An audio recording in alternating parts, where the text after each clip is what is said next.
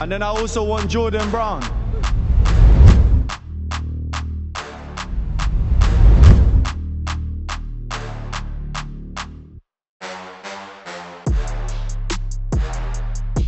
Yes, guys, Half a Yard podcast, and we're back here, and we are at none other than the London Olympic Stadium, West Ham. So this is the first time I've ever been here, never been here before. I left West Ham in 2016, and that was the last year of the Bowling Ground. So this stadium here, looking at it,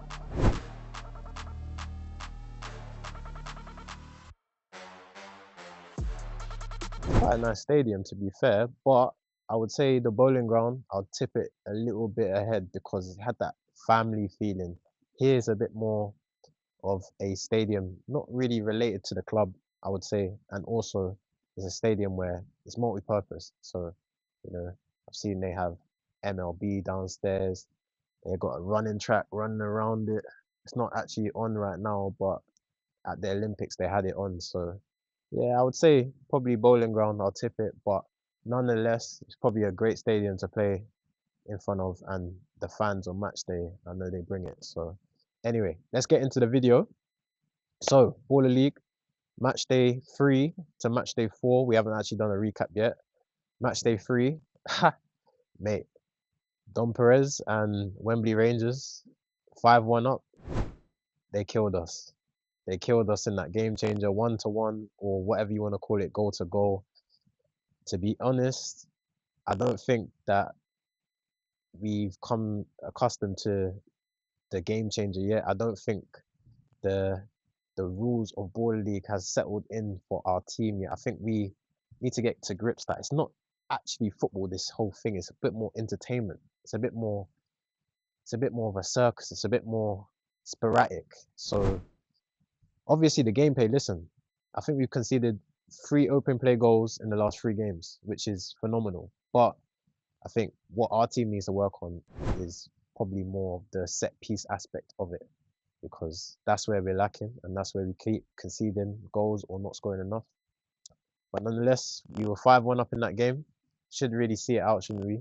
But yeah, we made a few errors in that game where, maybe, didn't know the rules, stopping the ball, etc., etc. And then they've gone on, scored 4 goals, leveled it up, took 2 points off us, which is quite deflating. So that was that game. Next week, I'm not gonna say it hurt more or it hurt less, but it was a bit easier to take because it happened the week before.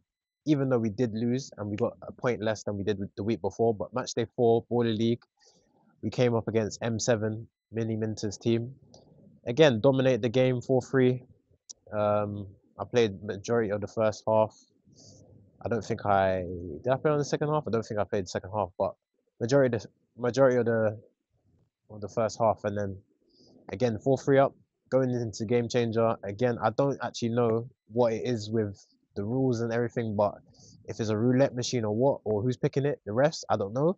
But it happens to always pick on 1-1. I don't know what it is.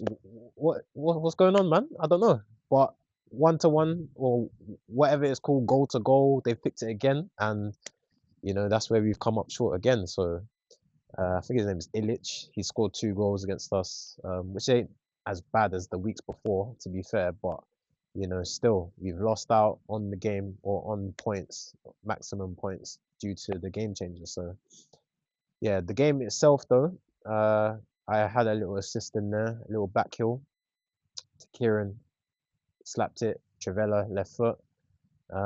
Myself, I need to get on the score sheet. Very difficult being a striker, as you've got to be the focal point for the team.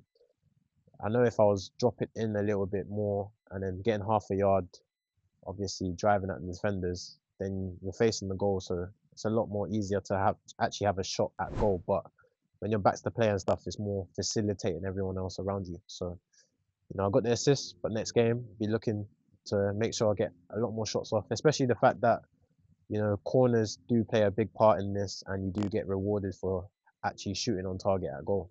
So that was a recap, Baller League.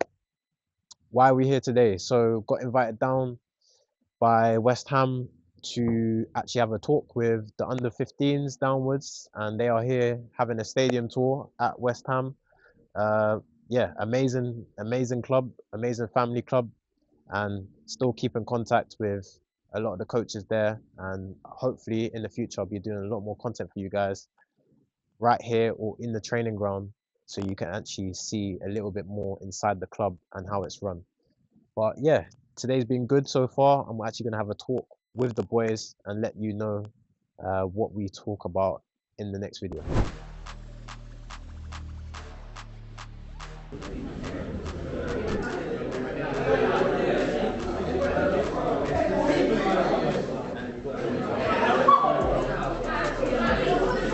Yeah, obviously, as you can see, MLB.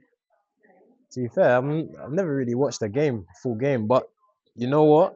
I'm gonna start watching because some of this style I'm seeing, summer, it might have to be, might have to be an MLB thing, man. Looks good, man. What's gonna be my team though? My team. Everyone knows the Dodgers. I'm not really feeling that Red Sox, Blue Jays. People know them. Um, but yeah, they have this here, and I think they don't take it out. But I think they said that every time there's a new team, they kind of replace it. So interesting setup to have in a football stadium. But this is how the new West Ham setup is, isn't it? It's multi-purpose.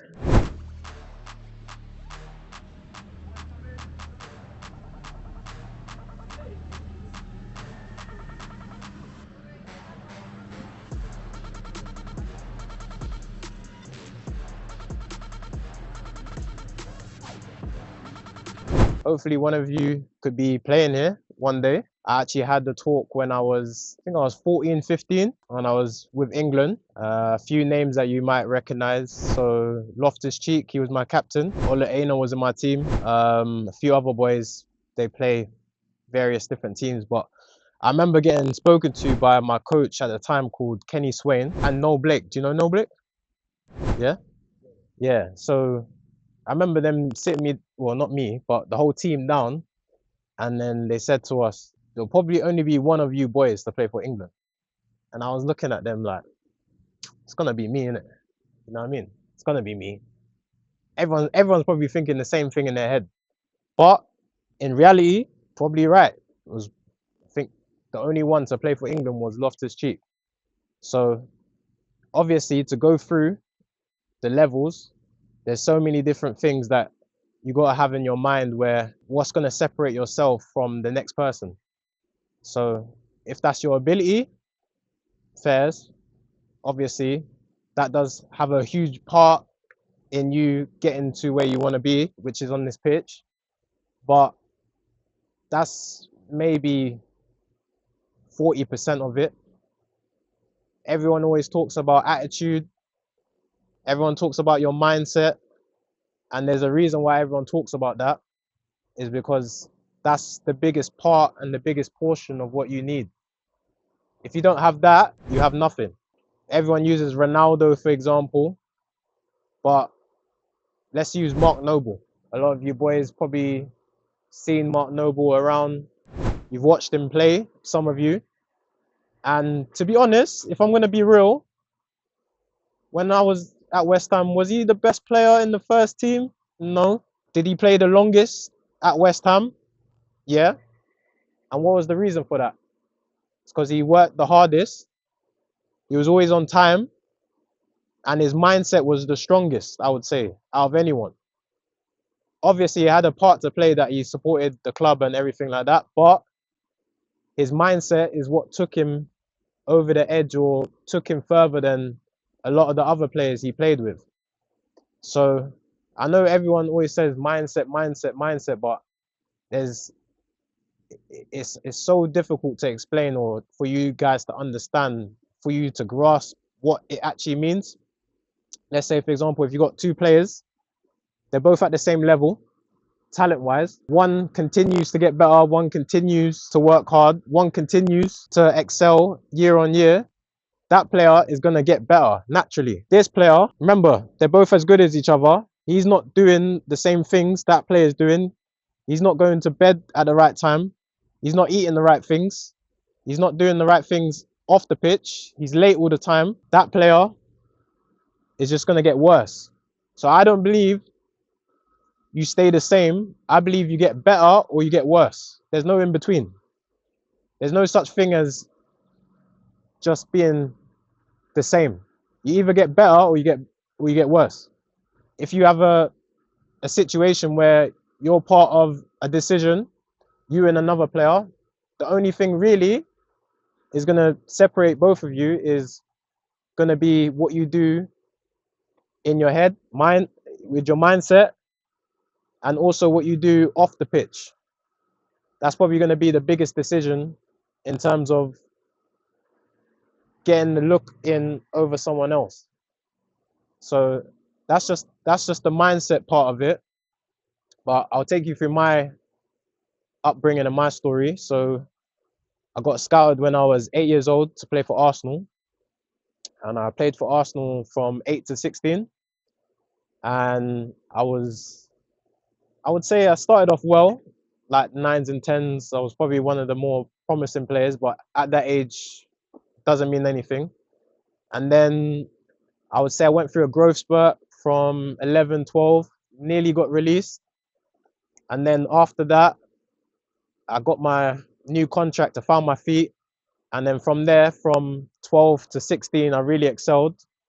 I was playing for England. I was playing up 2 years age groups. I was getting offered contracts, really young scholars, pros from 13, 14 years old. Stayed at Arsenal till I was 16, and then also made my youth cup debut when I was 15, I think it was, for the 18s. Played England youth 16, 17s when I was 14, 15, and then decided, is it best if I stay at Arsenal or go somewhere else? And that's where I decided to go to West Ham. And West Ham paid compensation for me at 16 for £250,000, and I went to West Ham. I made my 21s debut in my first year as a first-year scholar, and then was it the next season?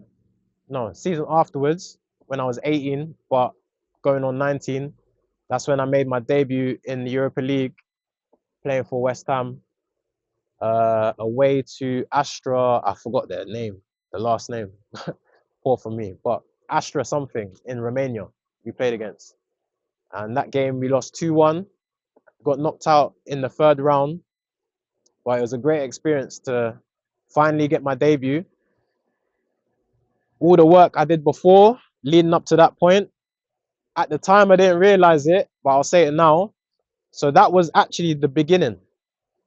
That wasn't the middle, that wasn't the end, that wasn't even near the start, or just, no, that was the beginning. That day was supposed to be the beginning, but it matters what you do after that, which will lead you to where you are in the next 2-3 years after that. So I'd say off the pitch, definitely made a lot of mistakes. I would say, when I mean sleeping, going out, stuff like that, you know, you could label me as that type of player. So you got to make sure that there's eyes on you, and you got to remember what type of environment you're in. So coming in late, people watch that. They might not say it to you, but obviously you're not at the age yet where you're coming in by yourself and stuff like that. I don't think so. Are they? Some do, okay. But let's say when you're 16 and you're full-time and you're starting to get judged and starting to get paid, that's when they're going to start judging you whether you come in late. How you look in the morning? Are you looking tired? Or are you looking like you had a rough night's sleep? You know what I mean? That's how people, they're looking at you. They might not say it, but they'll keep it in the back of their head, and then they'll bring it up, you know what I mean? When it comes to judging you and someone else, can you be reliable? A coach wants to see you in the team, or they're going to pick you in the team if you're reliable. If they can't trust you and they don't know what they're going to get from you week on week, week in, week out, you know, maybe that might be a little difference as well. So after that, I left West Ham. I went to Germany, played for a team called Hannover 96 in Germany. Played over there for 2 years, and then I tried to come back to England. I signed for Barnet, League Two. Was there for maybe 2, 3 months, and then I ended up playing in most of my career in Canada. So up until 2 years ago, that's when I stopped playing, and then now I play in something called Baller League, which a lot of you maybe not have seen every Monday at Copper Box Arena. So yeah, that's my football background. Do things off the pitch, construction, cleaning company, little bit coaching, stuff like that as well. So yeah, that's that's my story. But hopefully one of you maybe one day could be here playing on the pitch. If not as well, you can have a great career, and hopefully if it's not here, it will be somewhere else as well where you can kick on, and football comes in cycles. So even though now maybe you're not at the top of your age group, maybe in 3 years it could be something different. But how you get the luck, or you get the chances, is staying consistent, making sure that you are always there. And how you always be there is doing the right things. So that's the little bit of advice I can give you guys. And any questions? Yeah, boys, there's got to be some questions. Got to be. Go on, team. How do you find the jump from Arsenal to West Ham? Yeah, that's a good question. So when I went from Arsenal to West Ham, for me it was a shock because they play us well. Now it's probably different, right? But back then the style of play was totally different from what I ever had imagined or ever played in, because the only other setup I was in was England. England didn't really have a style of play, but when you bring good players together, they'll figure it out.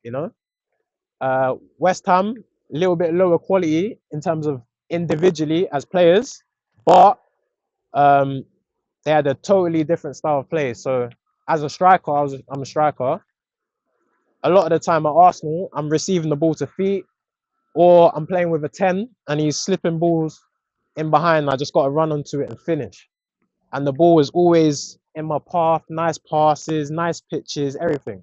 When I came to West Ham, I was at Little Heath, got the cabinets, not the cabinet, sorry. Yeah, cabins. And it was different. So I didn't have the luxuries, let's say, at Arsenal. So quickly, that wasn't really a problem for me. But it takes used to, it takes some time getting used to. But the style of play, 100%, like bit more direct, bit more balls in the channel and stuff like that. That's how we were playing, and especially if you're not necessarily going to be 100% the best team every week, because you're coming up against Chelsea's, Arsenal's. At the time, who else was good? Man City was just coming through as well. I'd say you might have a little bit less of the ball. So most likely as a striker, you got to learn how to play with your back to goal, hold the ball so your team can get up the pitch. So adding different stuff to my game, I think that made me more complete, rather than if I was to stay at Arsenal and let's say I was to go on loan or something, then I would have run into probably a brick wall a lot earlier, you know what I mean? So Well, Ivan, why did you leave West Ham? Why did you leave West Ham? West Ham at 19. So the reason why I left West Ham at 19, I just played in the first team, and then I wasn't getting into the 21s at the time because there was a few boys older than me, and normally they went on loan. So they weren't going on loan. So it was kind of like too stacked. There was too many people in the hierarchy in the first team above me. So I wasn't getting games at the 21s anymore. Bear in mind, I was playing 21s for 2 years prior to that. So I think at the time, I probably needed something different. At that age, you always think you're not going to be patient. You're going to try and go for the next opportunity. You're going to try and, because everyone, you know, time is important. So at that time, you're thinking, how do I get into a first team? How do I um, be a young player getting minutes in men's football? So I wanted to try and find a pathway for myself in that way. But I mean, I can go into decisions and stuff like that and what was the right decision. But in hindsight, you always see everything a lot clearer. But anytime you're making a decision, make sure you go over with your parents, because your parents will know you better than probably anyone else, you know? So make sure you go over it with your parents, speak about it. And obviously, everyone wants to be here because you're all here. But just any decision you make, whether it's the coach says, I want to change my position, you know, always like go over it with your parents so you have a clearer head afterwards, and then you'll be able to play your football without thinking too much. Because, in my opinion, how I played the best football was when I go onto the pitch, is my happy place. I'm not thinking about anything outside of anything else other than the game. So What else? Go on, Jonathan. What was the difference between Germany and Book up, Khalid. What's the difference between playing in Germany? So he said, what's the difference between playing in Germany and playing in England? So for me, it was a culture shock. And probably the best thing in my life I did was to move to Germany, because the way they eat is different. So from a young age, they're taught how to live like a pro. I feel like here, maybe diet is not taken as seriously as it is in other countries like Spain, Italy. They have certain set times of what they eat, especially like they know exactly what they're putting into their body. Even things like siesta in Spain, they have nap times and stuff, and how that is beneficial for you when it comes to training and playing. So, yeah, I would say culture. I had to learn a new language. So my first 6 months, I didn't understand anything anyone was telling me, and that was a whole thing I had to get used to. Maybe some of my teammates were talking. I can't say it, but talking crap about me. Maybe, I don't know. But after 6 months, when you learn the language and stuff, you start to become a bit more accustomed to their way of life, their culture, and how they do things. And I think the more it doesn't matter what country you're in, the more you're in a group and the more you're ingrained in it and the more you are friendlier with the boys and everything, it's always going to translate on the pitch, because you're always going to do that extra bit more for each other. So the more you guys are family, although that, you know, at the end of the day, you're all trying to get that one place or that one spot in every age group. But at the end of the day, you need each other, because each one of you helps the other one to shine on the pitch, you know? Yeah, man, it's my first time here, to be honest. Like, I left the year before we moved in here, and I mean, it's a very different stadium compared to how Bowling Ground is. So, yeah, man. Looking at it here, imagine playing here though. Wouldn't be too bad, to be fair, but Bowling Ground, I would say Bowling Ground still better. Got a lot of like executive seats up there, prawn sandwiches, that's what they call it. But yeah, man, today's been good. Like, got to meet some of the boys, under 16s, and obviously I'm gonna have a little chat with them.